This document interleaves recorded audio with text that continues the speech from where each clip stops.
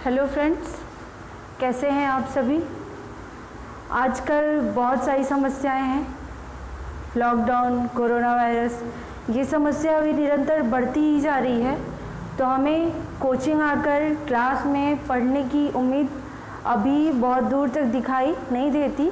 तो हमें इसी तरह से पढ़ना है और हमें हमारे वीडियोस में, हमारे सीरीज़ में उचित कमेंट या उचित व्यूज़ नहीं मिल रहे हैं फ्रेंड्स। तो आप सभी देखें और इस मौके का फ़ायदा उठाएं। ऐसा ना हो कि एक लंबे टाइम बाद जब आप इस समय को रिमाइंड करें तो आपके हाथ ऐसा लगे कि आपने अपनी ज़िंदगी के कुछ समय को काट दिया, कोई भी उपयोग नहीं किया। तो अगर समय मिला है तो आप उसका उपयोग करें और अच्छे से पढ़ाई करें।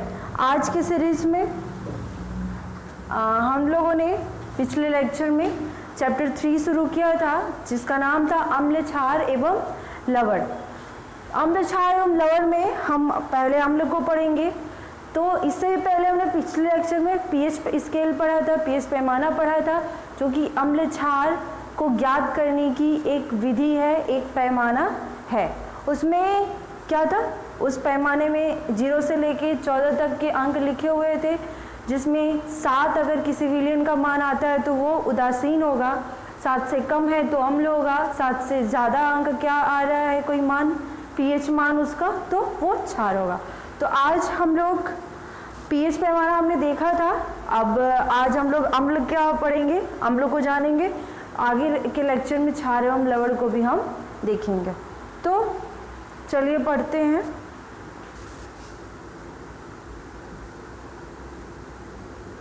फ्रेंड्स, जैसे कि हमने पीएच पैमाना पिछले लेक्चर में पढ़ा था, जो कि अम्ल क्षार की प्रवृत्ति को अम्ल क्षार किसी विलयन की अम्लीयता या क्षारीयता को पहचानने के लिए ही था। तो अम्ल हम पढ़ रहे हैं, सबसे पहले पीएच मान से ही शुरू करते हैं कि अम्ल के लिए पीएच मान की संख्या क्या हो सकते हैं। तो इनका पीएच मान 0 से लेकर 7 तक, 7 तक नहीं, 6.9 तक। 7 में तो फिर पानी उदासीन हो जाएगा, वो अम्ल नहीं रहेगा। तो अम्ल वे यौगिक हैं जिनका पीएच मान 0 से लेकर 6.9 तक होता है।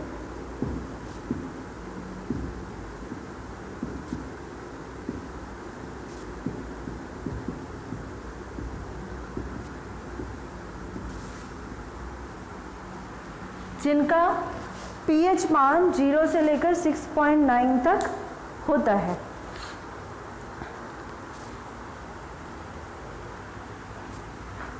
हम सभी ने लिटमस पेपर के बारे में पढ़ा है, साइंस में बहुत बेसिक चीज़ है ये अम्लीयता या क्षारीयता ज्ञात करने के लिए एक पेपर है, जिसको बनाने का तरीका भी हम अगले लेक्चर में या हम लोग जान जाएंगे, हम पढ़ेंगे। अभी देखते हैं कि अम्ल की विशेषता में लिटमस पेपर पे क्या होता है। तो अम्ल नीले लिटमस पेपर को लाल कर देते हैं,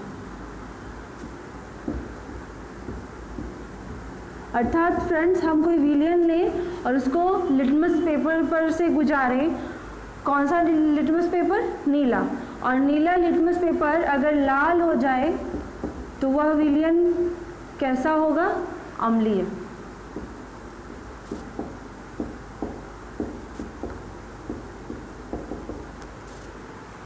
तो ये दूसरी विशेषता अम्ल की कि नीले लिटमस पेपर को लाल कर देते हैं। धातुओं से क्रिया करके H+ आयन मुक्त करते हैं।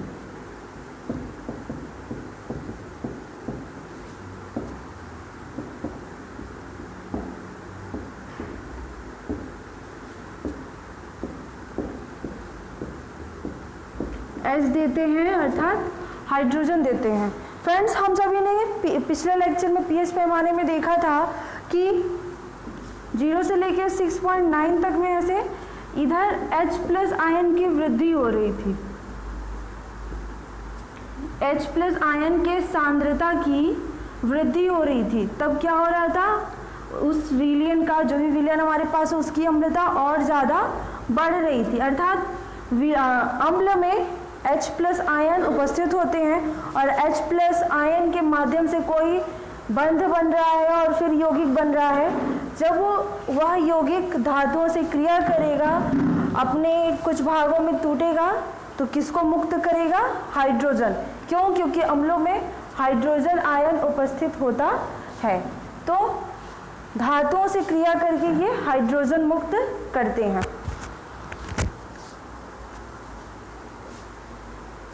यहाँ ये भी कह सकते हैं कि अम्लों का अनिवार्य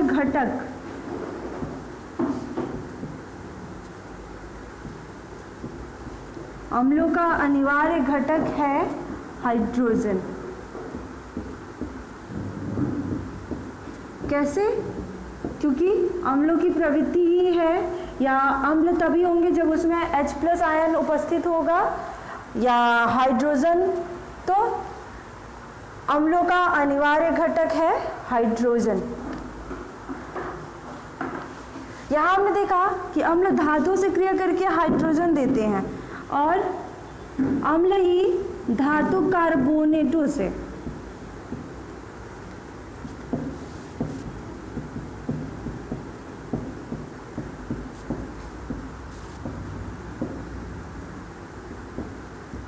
क्रिया करके जल और CO2 देते हैं।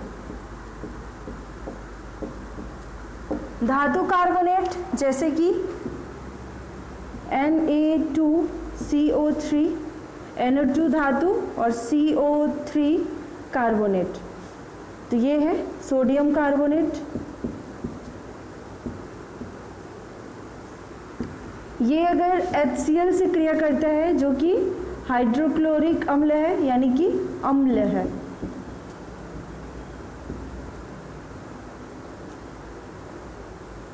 तो क्रिया करने पे क्या बनेगा, जल और CO2 देते हैं, यह हमने देखा है। तो जल निकलेगा, CO2 निकलेगा और यहाँ बचेगा NaCl। समीकरण हम मैनेज करेंगे तो यहाँ, अर्थात धातु कार्बोनेटों से क्रिया करके जल और कार्बन डाइऑक्साइड देते हैं। कौन? अम्ल। ये अम्लों की प्रवृत्ति होती है। इसी प्रकार से अगर जिंक कार्बोनेट की क्रिया भी किसी अम्ल से होती है, जैसे H2SO4 का ही देखें, तो इसमें भी ZnSO4 जिंक सल्फेट प्लस जल और फिर कार्बन डाइऑक्साइड। अर्थात ऐसे कोई भी अभिक्रियाएं हम देखें या समीकरण देखें, उनमें हम इस निष्कर्ष पे पहुंच सकते हैं कि अम्ल धातु कार्बोनेटों से क्रिया करके जल और कार्बन डाइऑक्साइड देते हैं। ये अम्ल की प्रमुख विशेषताओं में से एक है। तो अम्लों में हमने देखा कि इनका pH मान 0 से लेके 6.9 तक होता है, जो कि pH एक स्केल है अम्लीयता या क्षारीयता को ज्ञात करने के लिए। अम्ल नीले लिटमस पेपर को लाल कर देते हैं, धातुओं से क्रिया करके हाइड्रोजन देते हैं। धातु कार्बोनेटों से क्रिया करेंगे तो कार्बन डाइऑक्साइड और जल देंगे। अम्लों का सबसे अनिवार्य घटक हाइड्रोजन होता है।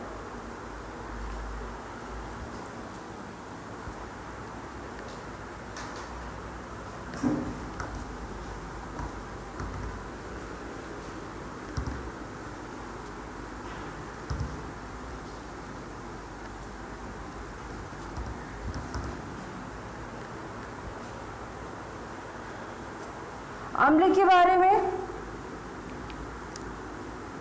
एक और विशेषता है, अगर कोई विलयन है या कोई अम्लीय विलयन है या कोई अम्ल है जो कि शुद्ध रूप में है, अर्थात अच्छा अम्ल है, अच्छे अम्ल, या कह सकते हैं प्रबल अम्ल, ये विद्युत के सुचालक होते हैं।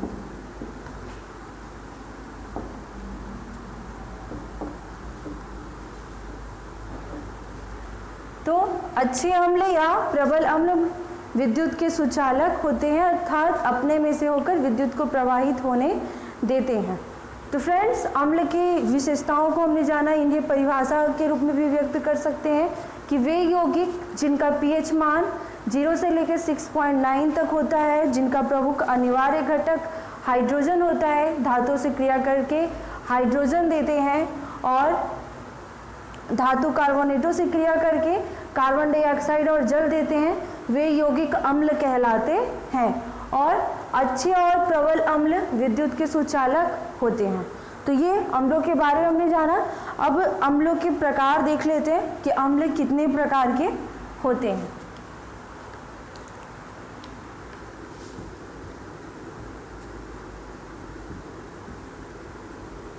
तो अम्ल मुख्यतः 2 प्रकार के ही होते हैं, ऑक्सी अम्ल और हाइड्रा।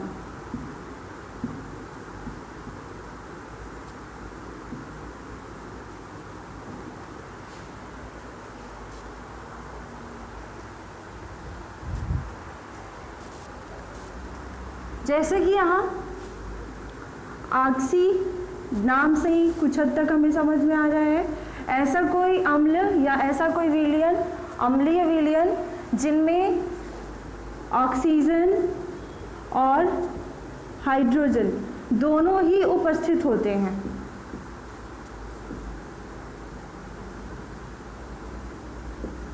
तो वो कैसे अम्ल होंगे? ऑक्सी अम्ल। इनका उदाहरण देखिए, H2SO4 और HNO3 इत्यादि। ऐसे अम्ल जिनमें ऑक्सीजन और हाइड्रोजन दोनों ही उपस्थित होते हों, उन अम्लों को ऑक्सी अम्ल कहते हैं। हाइड्रा अम्ल, तो ऐसे अम्ल जिनमें केवल हाइड्रोजन उपस्थित होता है।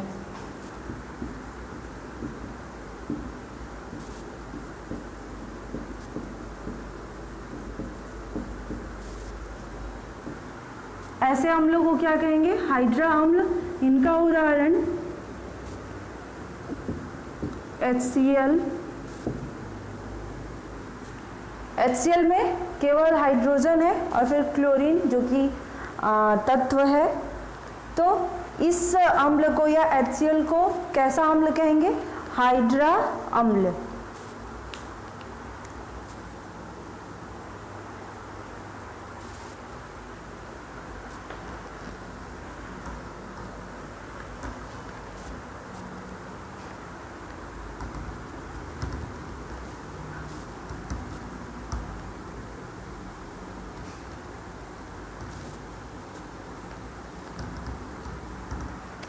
फ्रेंड्स, अम्ल और क्षारकों के संबंध में कुछ रसायनज्ञों द्वारा या कुछ विशेषज्ञों द्वारा कुछ अवधारणाएं दी गई हैं जिनसे संबंधित प्रश्न पूछे जाते हैं, तो उनको हम देख लेते हैं।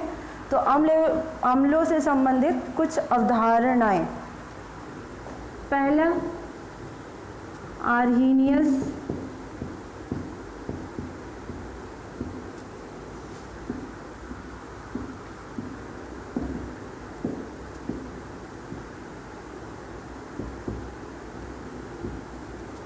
दूसरा हम देखेंगे ब्रांस्टेड,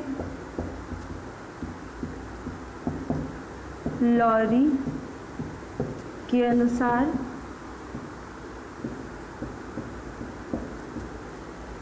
और तीसरा लुइस।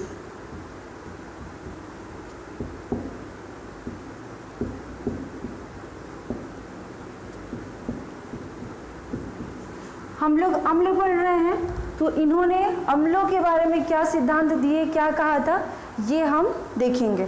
तो आर्हीनियस जी के अनुसार, या आर्हीनियस ने अपनी व्याख्या अम्लों के संबंध में कब दी थी? 1884 में अपनी व्याख्या प्रस्तुत की थी।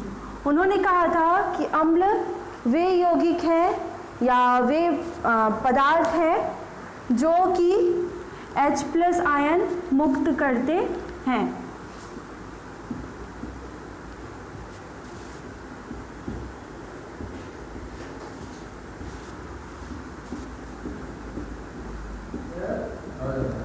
तो ऐसे यौगिक आर्हेनियस जी के अनुसार अम्ल कहलाते हैं।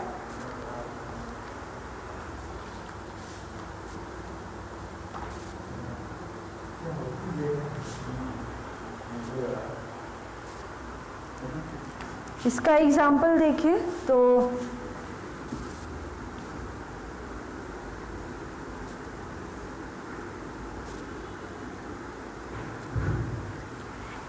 HCl जो कि रासायनिक बंधों द्वारा जुड़ा हुआ यौगिक है या अम्ल है, अगर इसका विघटन होता है या इनका मूल अवयव में इन्हें तोड़ा जाता है तो इससे H+ आयन और क्लोरीन,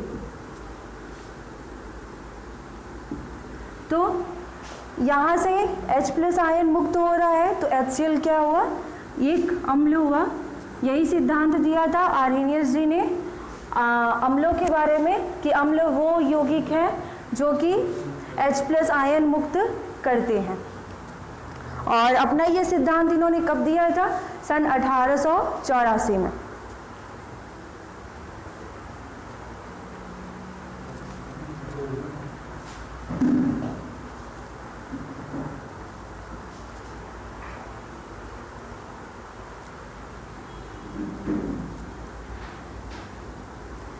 यहाँ क्योंकि यहाँ H+ आयन मुक्त कर रहे हैं और हम जानते हैं कि H केवल अकेले प्रकृति में स्वतंत्र रूप से नहीं रह सकता है, तो ये जल में H3O+ के रूप में होता है और जब भी अम्ल बनते हैं या बंध अलग होता है तो कौन सा आयन बनाता है?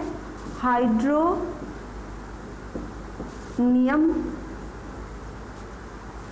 आयन।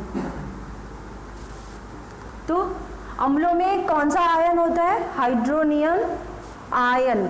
और अम्ल आर्हेनियस जी के अनुसार कौन सा आयन मुक्त करते हैं? तो H+ आयन मुक्त करते हैं।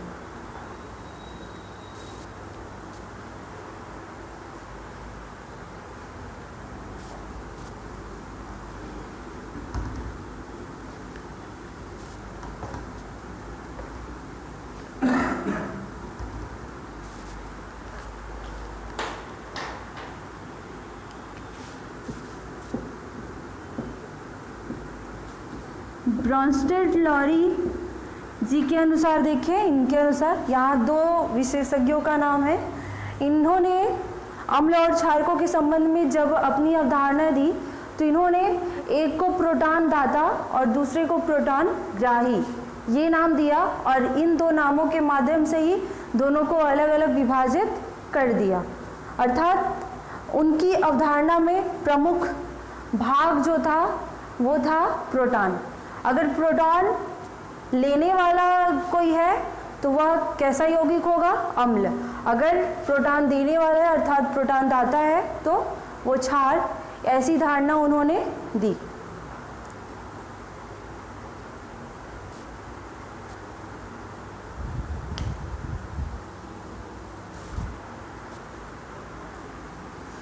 एग्जाम्पल है यहाँ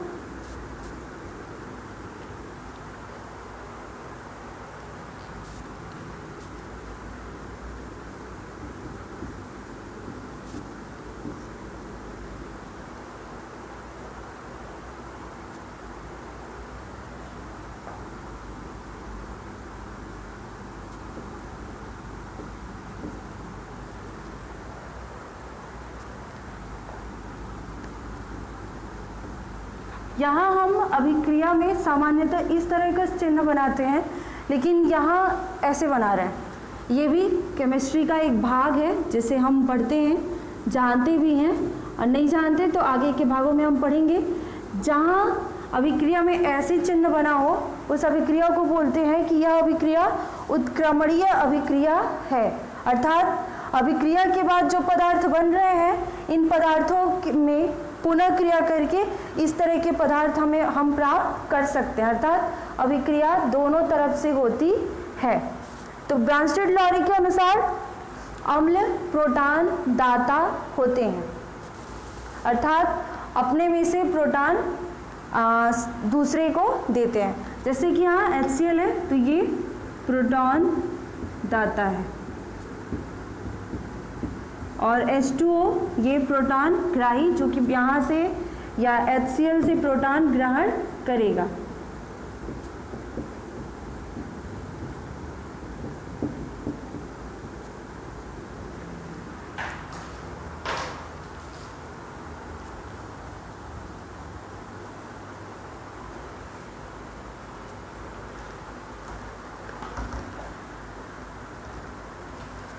लुईस अवधारणा के अनुसार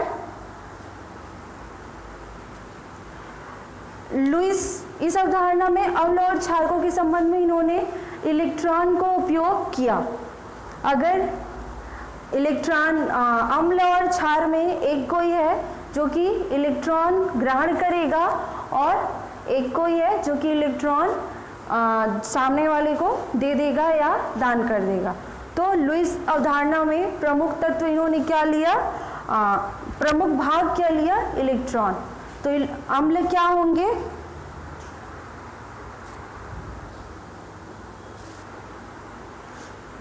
हम अम्लों के बारे में पढ़ रहे हैं तो इनके अनुसार अम्ल वे यौगिक होंगे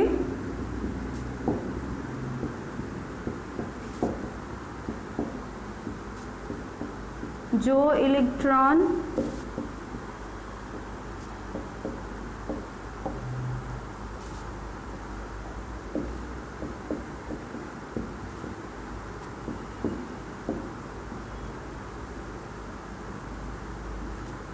अर्थात फ्रेंड्स हम सभी जानते हैं कि किसी भी यौगिक के बनने में परमाणु अणु भाग लेते हैं और अणु या परमाणु किसी न किसी रासायनिक बंध से बंधे होते हैं और उनमें इलेक्ट्रॉन मुख्य भाग होता है। तो संयोजकता, इलेक्ट्रॉनिक संयोजकता पूर्ण रूप से संतृप्त हो, इसके लिए इलेक्ट्रॉनों के लिए जितनी जगह होती है उस अणु में वो पूरी तरह से भरे होने चाहिए। कोई ऐसा यौगिक जिसमें इलेक्ट्रॉनों की कमी है और वो इलेक्ट्रॉन ग्रहण कर सकता है, ऐसा नहीं कि अपने शेष बचे इलेक्ट्रॉन को दान कर दे तो वो क्षार होगा, लेकिन इलेक्ट्रॉन ग्रहण कर लेने वाला यौगिक या तत्व क्या कहलाएगा, अम्ल। तत्व नहीं, यौगिक। ऐसे तो अम्ल वे यौगिक होंगे जो इलेक्ट्रॉन युग्म को ग्रहण कर सकते हैं। ये किन्होंने कहा था, किनके सिद्धांत के अनुसार है ये, लुईस जी के अनुसार। तो आर्हेनियस ने कहा कि अम्ल वे यौगिक हैं जो H+ आयन मुक्त करते हैं। ब्रांस्टेड-लॉरी के अनुसार प्रोटॉन दाता है अम्ल और लुईस जी के अनुसार इलेक्ट्रॉन युग्म ग्रहण करने वाला यौगिक है अम्ल।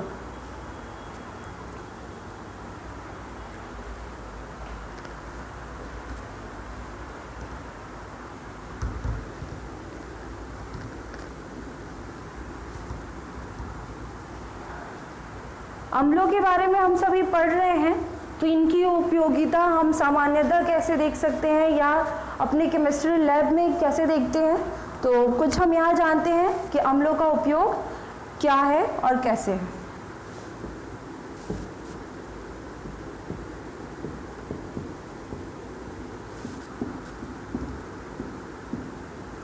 सबसे पहले खाने में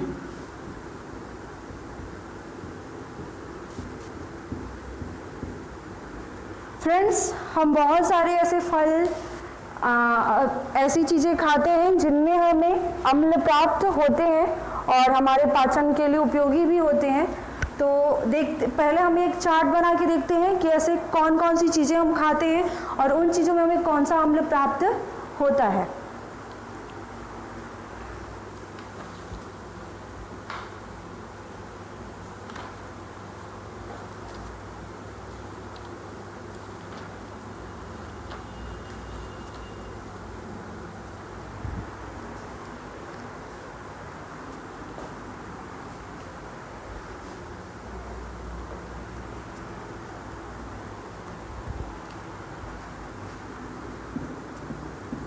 सबसे पहला सिरका और अचार, और भी होंगे इसमें, एग्जाम्पल हम कम लेके देख रहे हैं। इन चीज़ों से हमें कौन सा अम्ल प्राप्त होता है? एसिटिक अम्ल।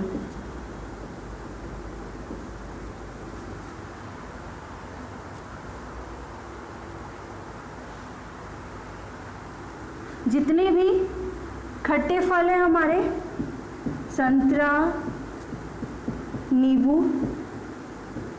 इत्यादि, इनमें साइट्रिक अम्ल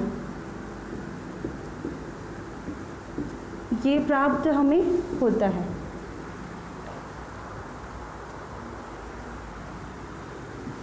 इमली, यहाँ टार्टरिक अम्ल, इसकी अम्लता तो हमें खाने से भी समझ में आती है, बहुत खट्टा फल है ये इमली।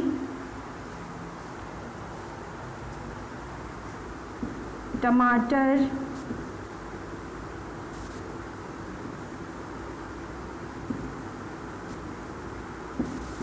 ऑक्जेलिक अम्ल,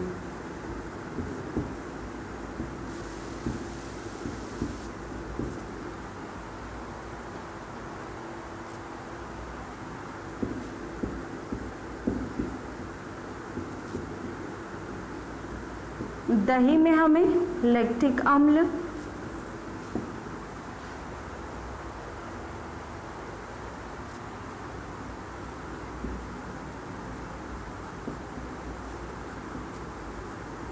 पपीता, सेब, ऐसे फलों में हमें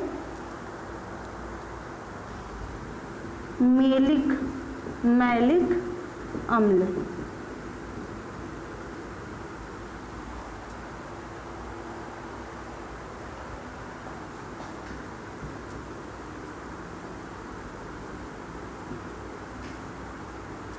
और गन्नों से हमें ग्लाइकोलिक अम्ल।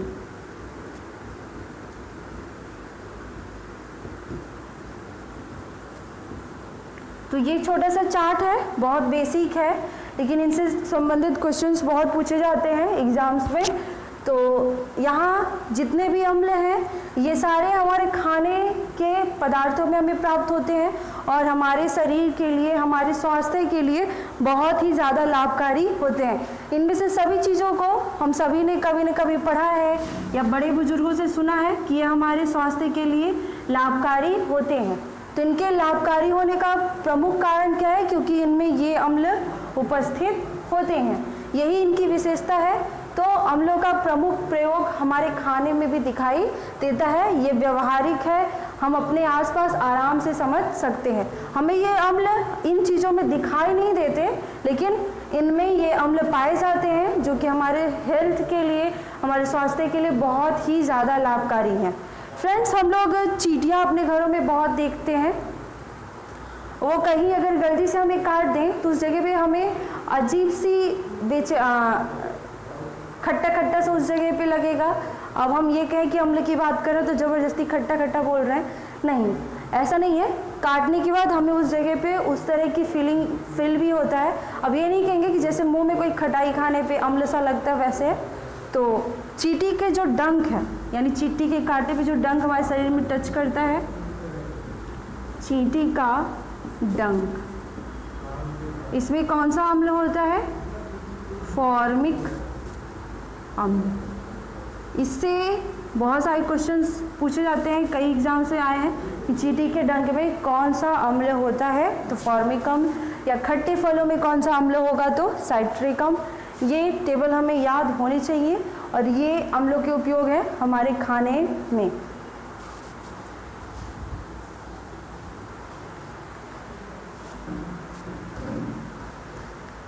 हम अनाज खाते हैं, सभी प्रकार के अनाजों में भी हमें हमारे स्वास्थ्य के लिए अम्ल प्राप्त होते हैं।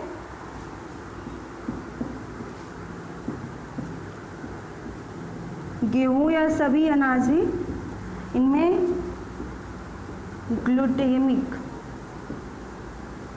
अम्ल हमें प्राप्त होता है। तो ये अम्लों का उपयोग खाने में। हमने पाचन तंत्र में, जीव विज्ञान के पाचन तंत्र में देखा है कि पाचन में एक अम्ल भाग लेता है। कौन सा अम्ल होता है वो? हाइड्रोक्लोरिक अम्ल, जो कि हमारे आमाशय में उपस्थित होता है।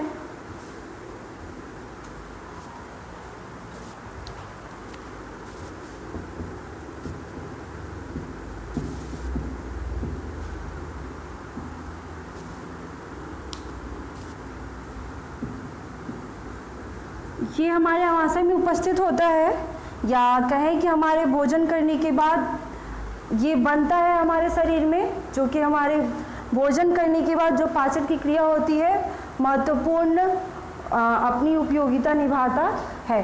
अगर HCl अम्ल हमारे आमाशय में ना हो तो हमारे भोजन का पाचन सही ढंग से ना हो पाए। तो भोजन के पाचन में HCl जो कि हाइड्रोक्लोरिक अम्ल है उसका उपयोग देखने को मिलता है। नाइट्रिक अम्ल का प्रयोग HNO3 का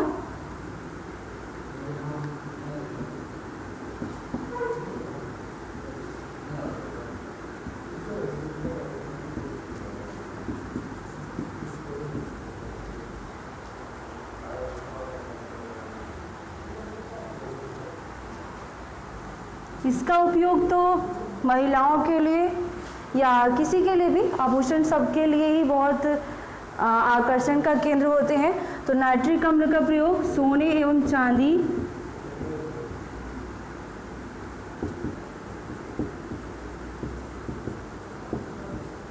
शुद्धिकरण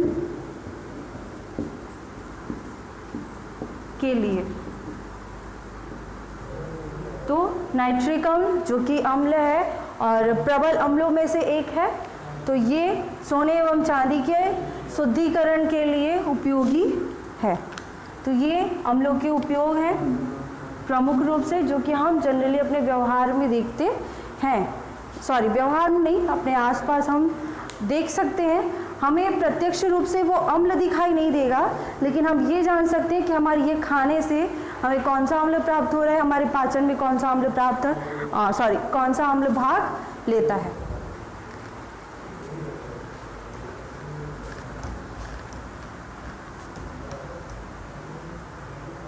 फ्रेंड्स, यहाँ हमने एसिटिक अम्ल, हाइड्रोक्लोरिक अम्ल देखा, तो उनके कुछ खास उपयोग भी हैं, कुछ अन्य उपयोग हैं जिन्हें हमें देखना चाहिए।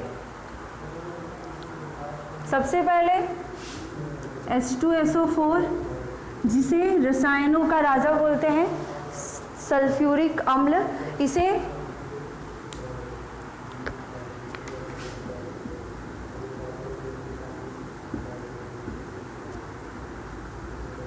सल्फ्यूरिक अम्ल कहते हैं। गंधक का तेजाब कहा जाता है इसे।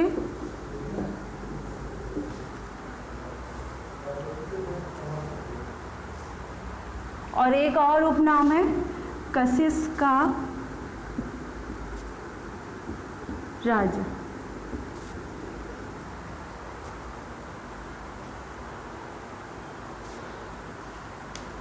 इसका उपयोग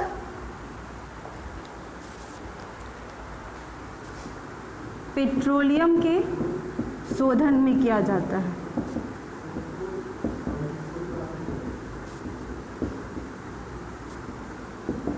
पेट्रोलियम के शोधन में, विस्फोटक पदार्थों के निर्माण में इसका उपयोग किया जाता है। दूसरा हम देखें HCl, हाइड्रोक्लोरिक अम्ल, तो इसमें देखा हमने कि ये पाचन में उपयोगी होता है, पाचन में प्रमुख भूमिका निभाता है, और इसका उपयोग प्रयोगशाला में भी बहुत बड़े पैमाने पर किया जाता है, क्योंकि ये बेसिक रसायन है। तो इसे प्रयोगशाला में अभिकर्मक के रूप में प्रयोग किया जाता है।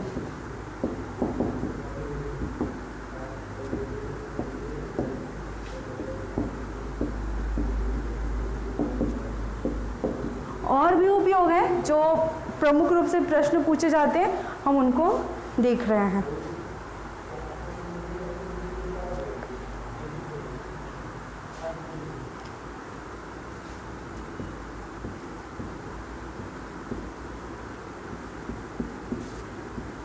एसिटिक अम्ल,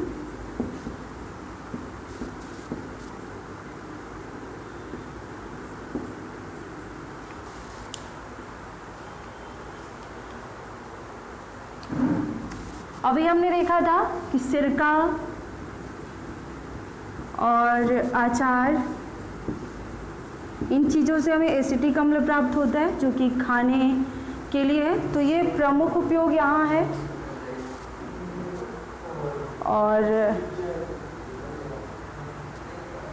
इसी को एथेनोइक अम्ल भी कहते हैं।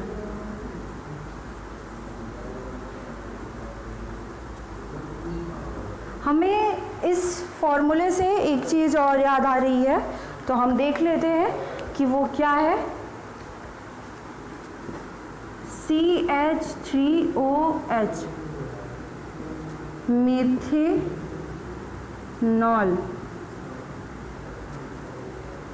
तो CH3OH मेथेनॉल क्या है, या सॉरी मेथेनॉल नहीं, इथेनॉल। इसे ही जहरीली शराब कहते हैं।